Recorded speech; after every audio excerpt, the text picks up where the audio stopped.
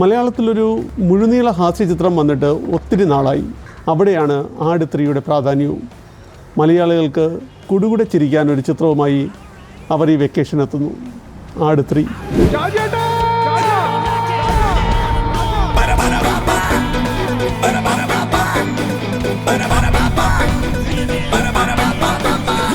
രണ്ടായിരത്തി 2015 ഇറങ്ങിയ ആടെന്ന സിനിമയുടെ 3ാം ഭാഗമാണ് ഇപ്പോൾ റിലീസായിരിക്കുന്ന ആട് 3.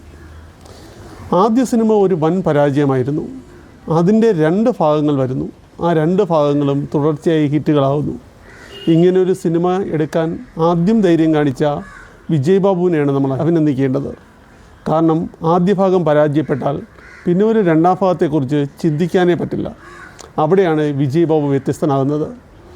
ആ സിനിമയുടെ 2ാം ഭാഗവും 3ാം ഭാഗവും എടുത്ത് അദ്ദേഹം വിജയിപ്പിച്ചിരിക്കുന്നു.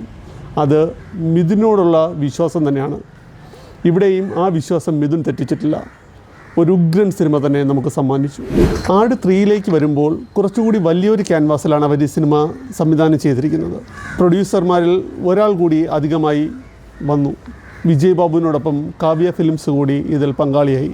കാരണം ആട് 3യുടെ ബഡ്ജറ്റ് അത്രയും വലുത് തന്നെയാണ്. പേഴ്സണലി പറയുകയാണെങ്കിൽ ഈ 3 സിനിമകളിൽ എനിക്ക് ഏറ്റവും ഇഷ്ടപ്പെട്ടത് ആട് തന്നെയാണ്. ആടിലെ കോമഡികളും അതൊന്നും നമ്മൾ ഒരിക്കലും മറക്കില്ല.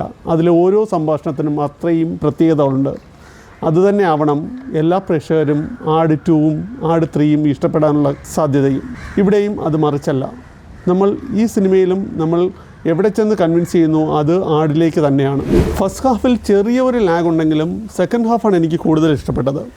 ആ സെക്കൻഡ് ഹാഫിലേക്ക് എത്തി നമ്മൾ അതിൻ്റെ ഒരു പീക്ക് മൊമെൻറ്റിൽ എത്തുമ്പോഴാണ് ആട് 3 അവിടെ നിൽക്കുന്നത്. ഇനിയും ഒരു പാർട്ട് കൂടി വരാനുണ്ടെന്ന് പറഞ്ഞിട്ട്.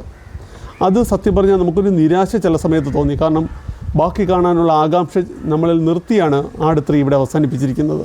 ഒരു പ്രോപ്പർ പീക്ക് ക്യാൻവാസ് പടം, സത്യത്തിൽ തിയേറ്ററിൽ നിന്ന് മാത്രം ആസ്വദിക്കാൻ പറ്റുന്ന ഒരു ചിത്രം തന്നെയാണ് ആട് 3. അതിലൊരു സംശയവുമില്ല. തിയേറ്ററിൽ ഇരുന്നാൽ മാത്രമേ അതിൻ്റെ ബീജിയവും അതിൻ്റെ ആ രസങ്ങളുമെല്ലാം ഒരു സിനിമ ആസ്വാദനം എന്ന നിലയിൽ നമ്മളിലേക്ക് എത്തത്തുള്ളൂ.